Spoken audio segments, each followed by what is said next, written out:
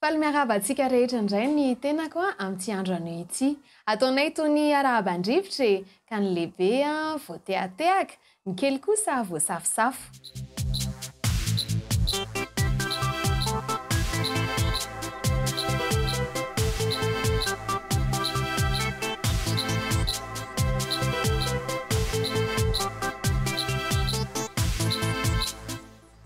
Betsaka tokoa ny zavatra afenina ao ambadiky ny teny, ny voambolana na ny fehezanteny na ny kanto izay mety hoentsika amin'ny fiainana andavanandro. Zavatra afenina hoy aho nefa mety hoe zavatra karohana ihany koa ka ahitana ny mahazava-dehibe sy ny mahamanan-danja ary mahafeno fahendrena ny teny iray izany. Raha diniantsika izao ny teny malagasy, mety betsaka angamba isika ny nahatsikaritra hoe rehefa mialohan'ny hiteniny tena votoatin-dresaka ny malagasy amin'ny ankapobeny dia misy voambolana kely izay ampiasaina matetika izay. Tsy inona akory ilay izy fa ilay hoe saika mba hanontany kely azafady na hoe afaka mba manontany ve raha tsy mahadiso.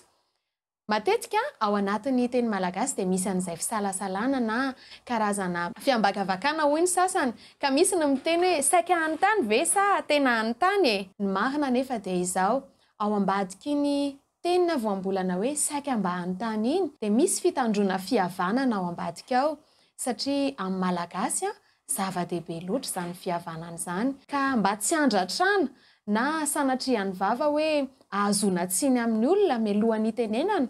Ka hoy manko ny fitenenana hoe aleo manontanytany foana io mehezana toy izay manaotao foana hotezerana dia manontany aloha ny malagasy hoe saika hanontany raha tsy mahadiso hoe afaka manao an'izao ve na afaka manao an'izao ve.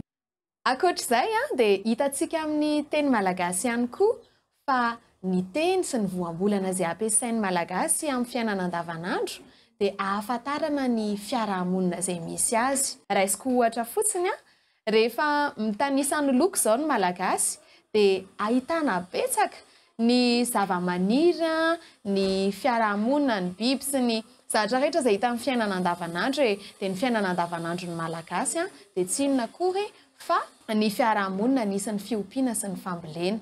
Ohatra ao anatin'ny loko izao hoe rehefa miteny ny malagasy dia manao hoe volontany, volomboasary, volondavenona, volomparasy. Izany zavatra rehetra izany dia hita eo amin'ny fiainana andavanandro avokoa. Ankoatra izany dia ahitantsika taratra ihany koa ao anatin'ny kolontsaina malagasy ny fiahiana tsy hananana tsiny eo amin'ny fiarahamonina. Ka noho izany dia zara fahitana voambolana misy maridrefy mazava tsara ny teny malagasy. Raha ohatra izao hoe miteny fotoana ny malagasy taloha dia tsy milaza izy hoe 40 minitra na hoe 10 minitra na hoe adiny iray fa nampiasa izy tao anatin'izany ny voambolana isan-karazany toy ny hoe indray mahamasa-patsa, indray mitony valala, indray mahamasa-bary na ny maridrefy ihany koa raha dia hoe rain-je, ron-je, impito mandifotr'olona sy ny teny maro mifanakaiky amin'izany. Misy fahendrena tokoa ao anatin'ny teny malagasy. Mahafinaritra ny mandalina azy io ka manasa anao araka izay azonao atao jereo ny teny rehetra izay ambarantsika amin'ny fiainana andavanandro fa misy fiheverana sy fahendrena mahafinaritra ao ambadika izy ireny.